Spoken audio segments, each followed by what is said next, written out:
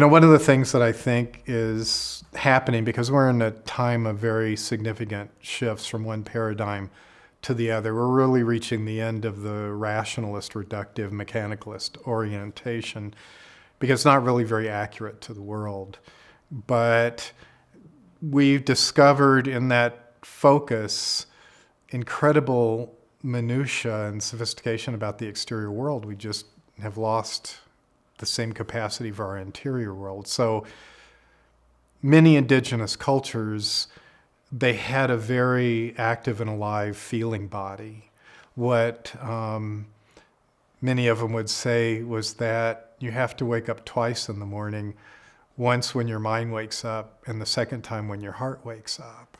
And as James Hillman said, in the West, we've lost the response of the heart to what's presented to the senses. Well, in indigenous cultures, the heart was trained. It's literally a sixth sense, just like our other five senses. But we all have it. Whenever we go into a new environment, we feel what it's like. It's a way to determine safety, or the kind of the meaning field in which we've emerged into. And so in indigenous cultures, that was trained from the beginning, just like eyesight. When we're born, we can't make sense of what we see or what we hear.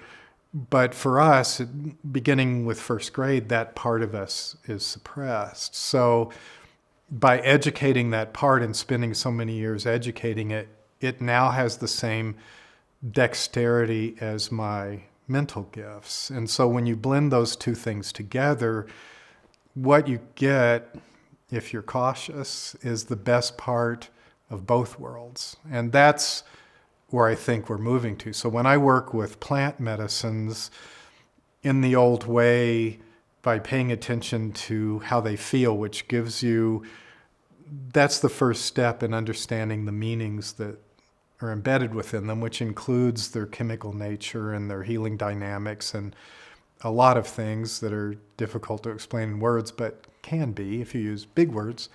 And then with the mental dexterity, you put that together, and what starts to happen, that's really the essence of holism, of working with whole systems that are very complex, that tend to self-organize, that are nonlinear in their behavior, which is what most of the researchers that are working now have come to understand, that the world, that's what's true about the world. We are not a mechanical organism, we're something else entirely. So in working that way, plant knowledge that is quite useful for our time becomes more available.